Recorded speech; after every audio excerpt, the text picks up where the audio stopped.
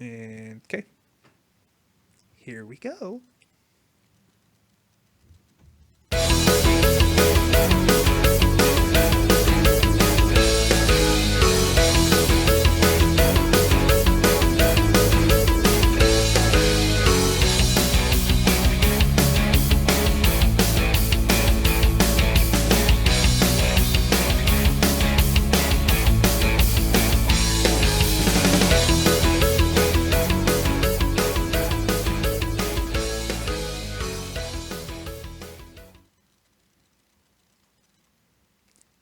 Hey, everybody. Well, I didn't want to say that. Hey, my name's Matt. I'm here today with Clyde, and we're talking nerdy. A little late in the middle of the night to have a little discussion about just kind of the kind of nerdy stuff that's been going on. I want to talk about it. So I would have decided to call my good friend Clyde. You may know him from various places. You'll find him on Diamond Club TV, but especially you will see him on uh, the show that we host every week, the Vod Squad. Are we still doing that? I sure hope so. Okay, cool. I hope so too. Because I haven't seen last week's. I know I wasn't on it. Sorry. And I've got a story, but it's not that entertaining. But I think I'll save it for the next tomorrow's episode. So, Okay. but nonetheless, sorry. No, it's all good. I I had an interesting week last week, and so and things have been very. I mean, I've been meaning to do another one of these episodes for a while, and I'm sorry if anybody actually was interested in this show to the point where they're missing it. I will attempt to do something more regular on from this point on. But again, this is a passion project for me, and I'm just doing it for fun. You guys are in the chat room. Come and say hello if you want. Ask me questions. Make yourself known. Get nerdy with me because we're about to get a little bit on the nerdy side. So I wanted to ask you, what I understand you're an AMD fan, right? Typically. Yeah. Yeah. I've been an Intel guy for a while. Mm-hmm. I worked at Intel in DuPont, Washington for. And you're still an Intel guy? I've been an Intel guy for, yes, actually, even though they laid me off. I know. So, but I've been an Intel guy for a while. But my old computer, the one that I have upstairs, I'm a budget guy, so Yeah. I spend as little as I can to make things work. That's why I'm an AMD guy. Yeah. It's the best bang for the buck. Well, actually, In my opinion. For a while there, they were kind of not really getting that much bang for your buck. Yeah. But now they got these new CPUs that are coming out, right? The Ryzen ones, the Ryzen 7, the Ryzen 5, the Ryzen 3. Pretty cool stuff. Pretty cool things that they're doing in there. And I generally make this rule for myself. My general rule of thumb is, all right, use my computer, whatever I've got, until it starts feeling like I can't handle the slowness anymore. Yeah, absolutely. And that's a long time. I'm the strange guy who will actually make the computer go for a long time. Currently, my main machine is a quad core because I did buy a quad core. It's a 2.4 gigahertz pin. It's a Core 2 Duo. Oh, okay. Q6600, and so it's okay. The problem with it mostly is the fact that there are some things that I'm using on it that is a little bit, processor is really kind of choking it down and not running well. Yeah. The other thing is that motherboard that it comes with, it's an Intel board, maxes out at 4 gigs of RAM. New more. Yeah, that's tough. So it's got the 4 gigs, and actually that's not bad as long as I don't want to do anything but one thing at a time, basically, at this point. Yeah. It's I mean, for the bad. most part, because like a lot of people get this hard on about maxing out their board at 16, 32, whatever. Right. But most of the apps you're going to use don't utilize any of that. If you actually like up to about 8 is average right now. Yeah. My rule of thumb is how much memory does the operating system require? Quadruple that. That's probably the sweet spot. Yeah. And like on my current computer, I've got 16 gigs, but that's only because it was cheaper to buy the 16 gig kit than to buy the 8 gig kit. So I was like, all right. Right. And it's a good thing. I've been feeling it. I've been feeling the burn Hmm. that my computer needs an upgrade. So I've been looking around. I've been watching the various things come out. I've been looking at the Intel processors, and I generally, my rule of thumb is I want at least twice the performance out of my current machine. At Yeah. least twice the performance. And so I went ahead and looked around, and been watching the various things and the various different systems that I read about the Ryzen 7 that got announced a couple of weeks ago. That was pretty Hmm. cool. And I was like, okay, this looks good, and was watching the reviews come in, and everybody said, well, it's not quite, if you're talking about video gaming, it's not quite as good as the same kind of Intel processor for single thread performance, but you get a lot more threads. Very cool. So this today, the Ryzen 5 hit. Hmm. I bit the bullet. Oh, Getting I'm going from a core 2 quad okay. to a Ryzen 5 1500, which is Okay. another 4-core processor, but it's got 8 threads.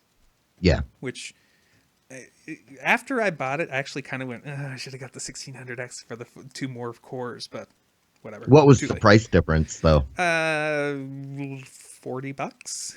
Oh, I should have done it. okay. It's too late. Yeah, yeah. I know, but I know how it is, where it's like But it's already added up to a it lot of money. And it's like, exactly, and it's like $40 right, is can be a big deal, right. you know? So, and it's okay. So I also decided, I'm again a low end gamer. The other cool thing that's been coming out a lot recently are these G-Sync and FreeSync monitors, which are actually, if you ask me, best for people who are low end gamers. Hmm. Because when your frame rate goes down, you're not going to suffer having to do with a lot of either tearing or having to deal with the debilitating, crippling effect of having the sync turned on, right? Hmm.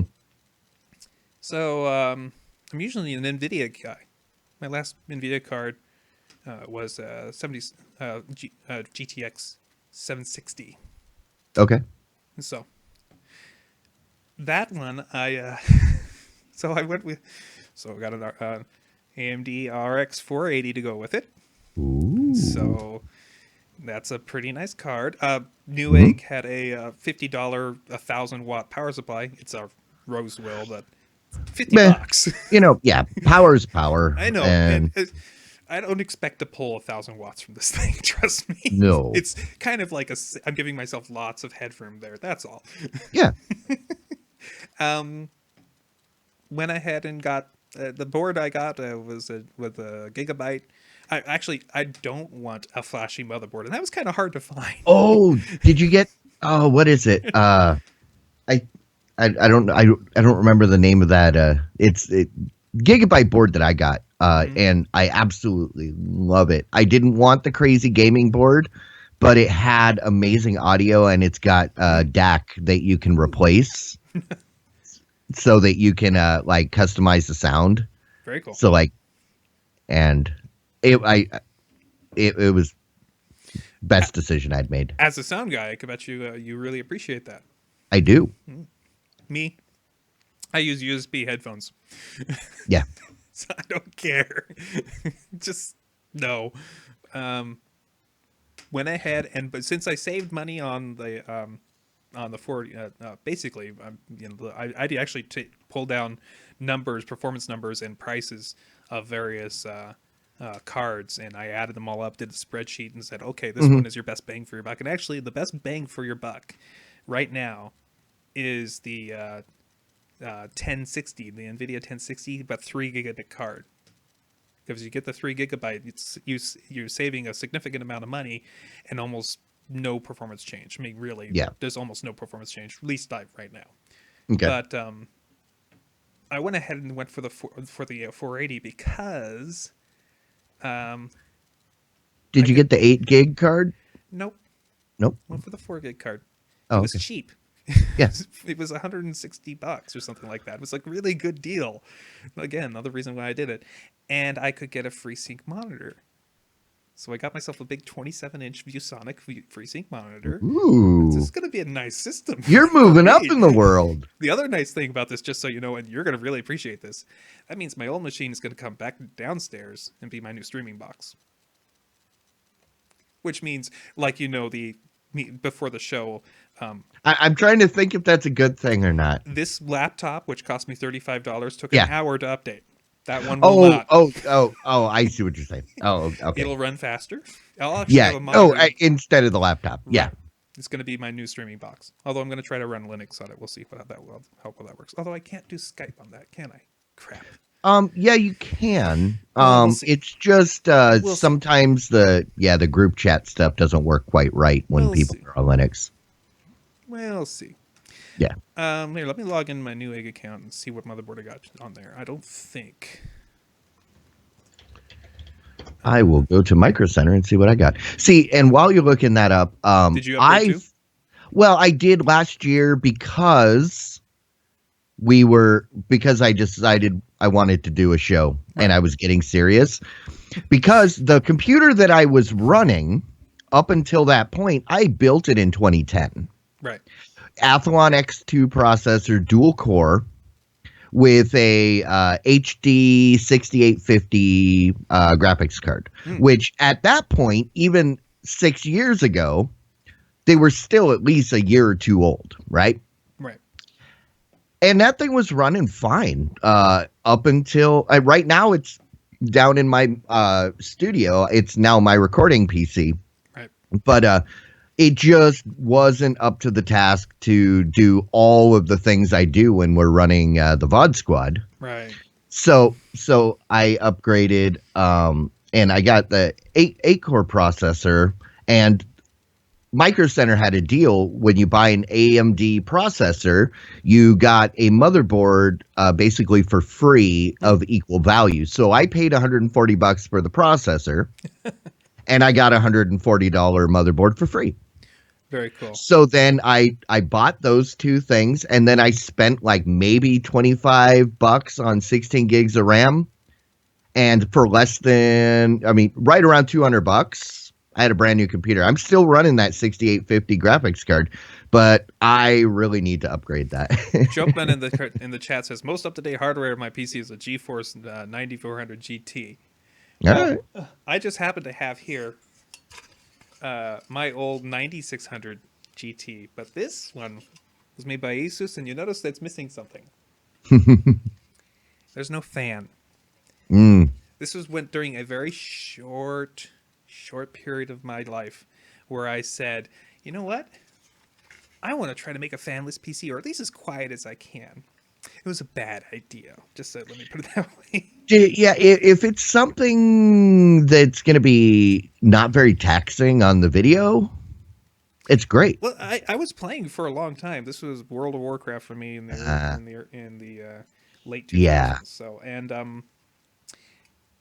because it's fanless, and and because I was putting in a kind of slow machine, and I was trying really hard to, make it, because I'm actually really into a smaller case. I want to do mini ITX stuff as well, although I did not this time. I really suffered because this part thing was overheating constantly. You had no way of knowing unless you had, because you didn't have the fan to go off of. This card, there was like no smooth reduction in speed in order to not overheat. It basically went thunk straight down to a low level of, and I'm literally seeing a slideshow suddenly. I'm like going, what's going on here? I ended up getting one of those squirrel cage slots. It fits right inside your slot of your case, and it's sticking it right here, right next to it, and just sucking air right off of it. And it worked for a while, but I went through 2 of those squirrel cages because they would go bad on me after a while. Ugh. It was so bad. Anyways, but I've taken this out. I've put it on other computers just to see if it works. It does work until I put any load on it, and then immediately goes down to. So I'm actually thinking Like maybe I'll take the heat sink off and reapply because it doesn't feel like it's on there all the way, and they're like spring-loaded screws are holding it on. So Hmm. we'll see. I might try to redo that. But the good news is, getting the video card upgrade I'm getting now, I get to do the hand-me-down upgrade because I've got my machine. It's Hmm. upstairs. My wife's machine. Hmm. She plays World of Warcraft 2 with me. We Okay. just casual players. And then my son's machine. And then you got this guy downstairs. Yeah. And I might take that. I might do something like take one of these guys and try to make a Plex server with one. But I got too many computers. Let me just put it that way. But that means that my son's machine will finally get a video card because he was running this thing, but it wasn't working for him. So now he's using Intel integrated graphics. Okay. So he'll be happy with the machine, the card he gets from his mom's machine. So Yeah. that's good. Other than that, it was a gigabyte board. It's a GA AB350, dirt cheap board. Okay. It'll take 64 gigs of RAM. I went with 16. It, Gigabyte makes great boards. I know. I ran Gigabyte forever until my last computer. I went with an Asus board, and that one, the audio chipset was so noisy. I had to put in a separate audio card, That's no good. and it would just piss me off. And then I went back to Gigabyte, and I'm happy again. Oh, okay. I don't care. I'll do ECS or something if I maybe not Oh no, ECS. exactly. And I don't really have a preference. It's just I ran Gigabytes forever because they had the most features that I wanted at the At a good lowest price. right? And you were very competitive. Remember when Yeah. AOpen did motherboards? Hmm. Yeah. I miss Soyo. I Really? remember like my early AMD like the first Athlon boards Yeah. were all Soyos, the 400 and then the 600, and they were great boards. They got the fancy dragon board that was like Yeah. silver, and I then they remember. just dropped off the face of the earth one day. Yeah, I don't know what's going on with that. So the other thing that I ended up buying was the FreeSync monitor. Okay. It's a 27-inch refurbished ViewSonic VX2757. It does all the various FreeSync, and it's a gaming monitor, and it's 27 inches. This is the biggest monitor I'll ever have owned. So I turned to my wife and said, "I'm getting a new monitor. You want this one? It's a little bigger than yours." She's like, "I don't know." She has to try things out before she decides she likes them. So we'll see. So yeah, and the other thing I got was a copy of Legend of Zelda: Breath of the Wild for the Wii U, which will probably suck up a lot of my time. Did you end up getting a Switch? So basically, in order for me to get a Switch, it's going to be $500. Yeah. Oh, I thought you had pre-ordered it. No, I wanted to, but Yeah. various factors were involved in me not getting one. And Oh, I I still want a understand Switch. that. I still want one, very badly, but I basically wanted to play Zelda. And it's been Yeah. a month. Looked at this and said it's been a month. My wife is right now saying Christmas for Daniel to get a Switch. I was like, okay. When I was a kid, we had to go out to the tree and pick our own Switch. Ouch. Ooh, that's right on the money though. So no, so I wanted to play Zelda. It's available for the Wii U. My Wii U still works great. Yeah. Okay, might as well pick it up. I want to play that game, and because there's not a single person out there who isn't talking about this game, and I want to be on that. So, yeah, that's my I've got this computer coming. It's coming in pieces, and I'm gonna have to put it together, and yeah, this is gonna be quite the upgrade for me. It's gonna be really nice. I'm really excited. I'm nerding out about it. So Okay. I got another thing I wanted to talk to you about. This is a concept. You ever play Dungeons and Dragons? Me? You. No, it was never really my thing. It was my thing. I did that in high school, some of middle school, and before that, in elementary school with my cousin and things like that. It's fun to have a kind of a playground of the mind to explore cool things that you could do in fantasy and sci-fi worlds. So Hmm. did that for a while. And so I came across this cool idea. I'm no way am I the originator of this idea. Um, you know what? You know what a railgun is, right? Mm, yeah, Okay. You know that's like shooting a projectile at the speed of sound or faster than the speed of yeah. sound. Right. So, did you know you could make a railgun in D&D?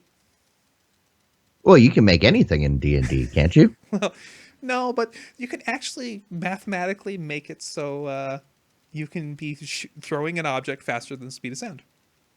Okay, I believe it. So, here's how this works. The speed of sound in feet per second is about 1125 feet per second, a little bit more.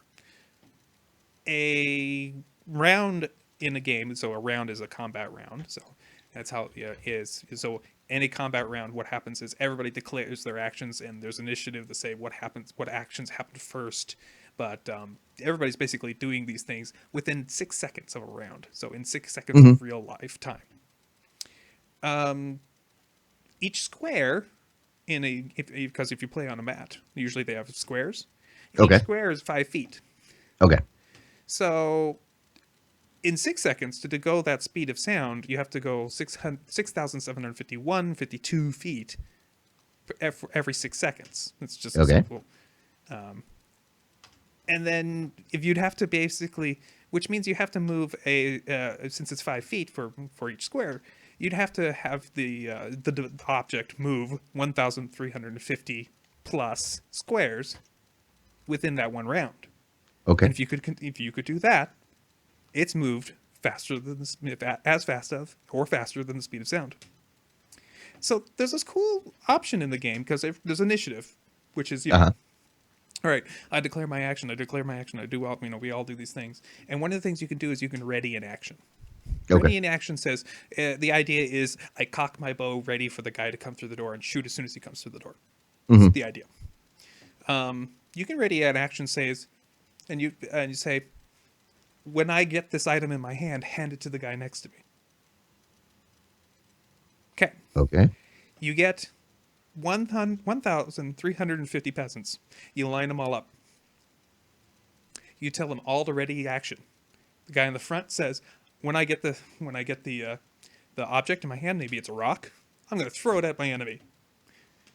And the rest of them ready action. They're all going to hand the rock to the next guy. And the guy in the back, he's the guy who starts it. Yeah. Hands the rock over. So one round, they all ready their action. Next round, the guy actually hands the rock over immediately within that 6 second Hmm. period. That rock travels 6,751 feet Mm. to the guy in the front who throws it at your enemy. So you made a human? You can make a human-powered railgun. Yes, you can. And you can actually do it with less if you use the common thing is to use a 10-foot pole, which is a thing in the game for some Okay. odd reason.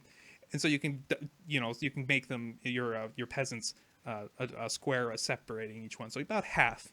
And then you can like curl them, and I totally just imagine the siege engine of people on this weird thing spiraling up to the top, where this guy who's actually pretty good at throwing things is then chucking these things and tearing down walls and felling giants. And I'm not the originator of this. There are people on places online you can look up the peasant railgun. It's a cool thing. I really think you got if you're into that kind of this is the kind of stuff that like messes with the what you should and shouldn't be able to do. And your DM obviously would go, no. Yeah, you're But kind of pushing the envelope. yes, you are. But it's theoretically very possible. So it's Hmm. kind of fun. I think the hardest part would be getting all the peasants, right? Well, actually, that's not that hard. Once you get high enough level, you start get followers. No. And Okay. oh, I've got 4,000 followers, and you just say, "All you line," because the game actually has, depending on the versions, different. You start talking about being one on one, and then you start to. It gets to a point where it's like, okay, we're doing mass warfare now. What do you do with your grand army? Oh, Yeah. you have your grand army, and you do that kind of strategy game going on into it. So Mm. that's fine. The last thing I wanted to do was I wanted to talk a little bit about a very nerdy subject.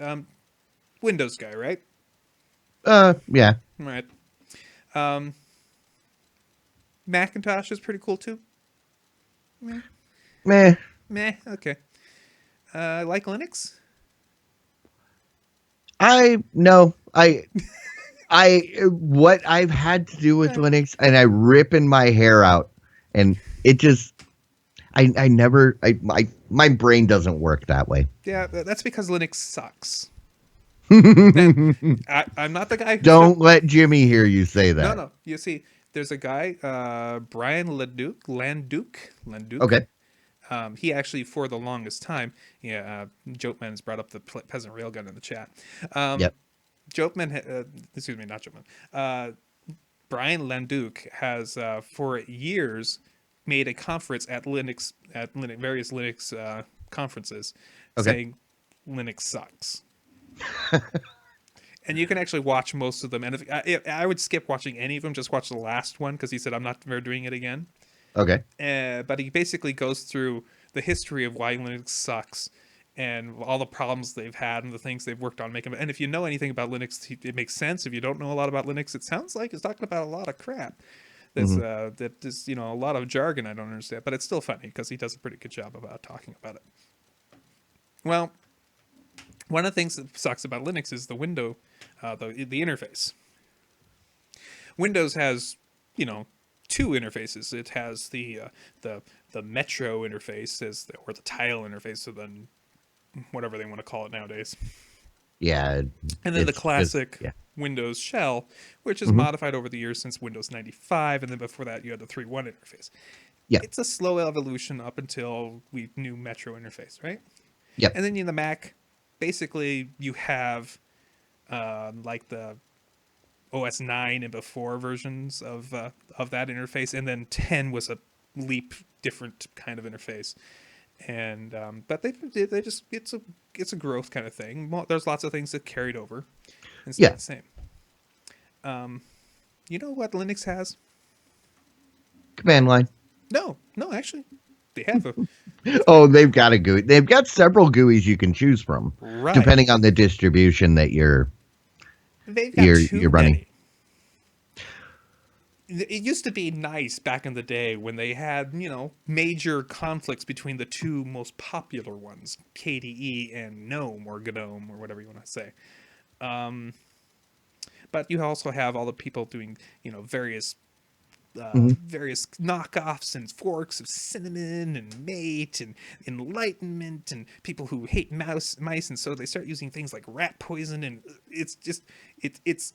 I mean, and for me back in the day when I was using Linux for just 1998 or something like that, trying to make it work, and I would use Ice Window Manager because it was small and simple and light and worked. So, Yeah. but, See, and that's the point where I think I would disagree with you, and in the fact that I don't use Linux, but I wouldn't say that there could ever even be too many of something, because the whole point of Linux aha, is it can be as much or as little as you want. but It doesn't. It's not really meant to have the mass appeal of the dictated. You must use this, and this is what you get, like Apple, or yeah, deal with it, Microsoft. It's, oh, you don't like this interface? Well, there's a whole bunch of others that have already been skinned, and if you don't like those, right, make your own, design your own. right. And that's true. And actually, I love that about Linux and Hmm. any open source thing is that you have the freedom to do what you want with it, which is Yep. great. So there's been one that was pushed really hard by Ubuntu. KDE. No, they called it Unity. Oh, yeah. Unity broke stuff when it Hmm. came out, and it never really got, in my opinion, good. It did attempt to be a unified interface to work on phones and tablets and on Windows, and because it was Ubuntu, obviously it's gonna be great, right? And then we got Wayland and all the different things in the back end that they were working on to make that work. But let's ignore that for now. Guess what just happened? You may already know. Mm-mm. What happened? Ubuntu has decided that maybe we made a mistake. We're Wow. gonna stop doing any kind of more work on Unity as it is, and they're switching to GNOME, Ah. which okay, Okay. part of me, so the little tiny bit, the most open source person of me of them all is sad. No. The rest of me is extremely happy. Okay. I hated Unity, Yeah. and It's like, it fragmented that an already fragmented thing further with an uncertain how is this going to be good kind of, because they've just been pushing this. And if as long as you have a machine that can handle it, which for a while there I didn't have one machine that could handle it. GNOME 3, which again broke things, which is part of the mm, problems of it, but it got better. GNOME is a great desktop environment, and I love it. It's actually one of my favorites. It's got very nice virtual windows, and I'm very mhm. happy to hear that they've decided to move to GNOME. This is a thing that Linux nerds like me are really excited or sad or upset or something about, and almost nobody else knows about, and I just had it just shared. So, Yeah. See, and that's the thing, because I have a Linux box sitting right down here by my feet. But it's Debian, which I Debian. believe is similar to Ubuntu. Ubuntu is based on Debian. Oh, okay. I wasn't sure if it was one way or the other. But so it's Debian, but I'm not running a GUI. It's Right. just straight command line because it's That's a wonderful way to use a Linux box, quite frankly. and It that's the does whole its reason I thing. wanted it. You leave it alone. It doesn't bother Exactly. you. It just does its job. It doesn't And care. That's a yep. great way to use the And Linux if box. it gets powered off, I don't even have a monitor hooked up to it. I just push the button. It comes back to life. And then eventually in my browser, I'll look and see is the wireless controller running? Yes. All right, Okay. go away. And but yeah, I mean, when I first set it up, I installed the GUI, Mm-hmm. and I had two options that came with it right out of the package, which was either KDE or GNOME, Right. and then it was just There are some people who are really into KDE, and mhm. and also I actually really like the KDE suite of software. It's really nice, but there's some things about the KDE interface that just irk me, and so Yeah. it's Uh, it's a little too I used chintzy. I don't know. yeah, I Just maybe used chintzy is the right word. KDE for a while. Back in it was probably 2002 to 2003. It was late 2002. Early KDE was nice. I went out and I was like I was at the point where I was young enough and dumb enough that I got this bug up my butt that I'm gonna screw Windows because that was XP had just come out and it was horrible. People Yes. forget how bad XP Until was Service Pack 2. until Service Pack 3. 3 was, but 2 was better. 3 was Yeah, just slightly better, but but 3 made it actually usable, and that's the one that everybody loves. And but so I went out to CompUSA and I bought SUSE ah, SUSE. because it was prepackaged. You don't have to compile anything. You paid like 20, maybe $30, and all Right. the discs are there, and that's all I wanted. I started using it, and after about a month and a half, I was like, if I have to mount and unmount on one more drive, I'm going to throw this computer out the window. And I called up my sister-in-law who worked for Microsoft and said, I need a copy of XP. And she sent Oh, me 3. okay. Well, it's and nice. that was where I learned my lesson. And I'm a Windows guy just because I don't want to have to think about it. With my computer, for this kind of stuff, I just want to be able to sit down, know the things that I need to work are going to work with the Right. least amount of effort. I will deal with some updates when they come up. But my computer is more prone to breaking just because I opt into the beta testing stuff. So like that new creator suite that is rolling out this week. Yeah, I got that like 3 weeks ago, I think it was. And it was painful at first. Mm-hmm. And hopefully you guys don't have those painful, situations because we took the bullet for you. No kidding. And actually, Suse or Susie or Sus, Mhm. I don't know. Seuss, I don't know. Sus, Yeah. you know, That's that's, the problem with all these distributions. There's really no, is there's it so gnome many. or gnome? Is it Suse or Yeah. Susie or Sus or what is it? Yeah, no. Is it GNU or is it new? So actually, it's hard G for both gnome, gnome, and Mm. GNU.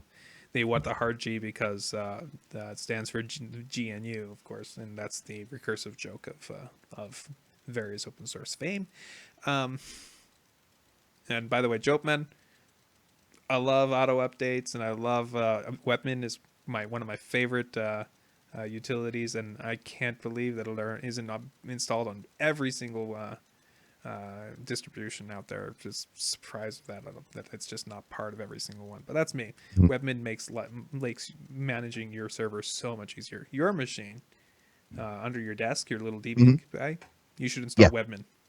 Okay. If Oh, you install Webmin, you just go ahead and if it's running Debian, I don't think there's any way for you to install it via package. You'll just have to download it from the Webmin website. And but yeah, well, and that's the nice thing about Debian is if as long as I have the link, right. and then I could just install it as a Yeah, package. and Just say Webmin is install and put it. wonderful because then suddenly you have a web interface to manage your entire server in every way. There's almost nothing you can't do through Webmin, which is really nice. And it's a really it doesn't take almost any resources, and it's really lightweight and it's very effective. So I really recommend it. Yeah. Well, that was basically what I was going to talk about, and I hope you enjoyed. Yeah, thank you very much, Clyde, for Oh, getting nerdy with absolutely. me. Thanks for having me. No problem. Hey, if somebody else out there wants to come and get nerdy with me sometime, just let me know. And I'm really That's horrible about picking times and dates for this kind of stuff, but we're working on it. that sounded kind of dirty. Well, it's supposed to sound nerdy, not dirty. Just so you know, but that's okay. Um, yeah. So we're also going to be. I'm going to be looking into. I've got an email finally set up for Talking Nerdy, which is feedback at talking-nerdy.com, and I should probably make a splash for that. So if anybody wants to talk, ask me questions, I can talk about them, answer them on the show, or I can. If somebody wants to do some type of chat, we can do some chat together and get nerdy together and talk about stuff. I mean, right now, the other thing I'm interested in talking about is I buy HP hardware for my switches at Oh, school district, and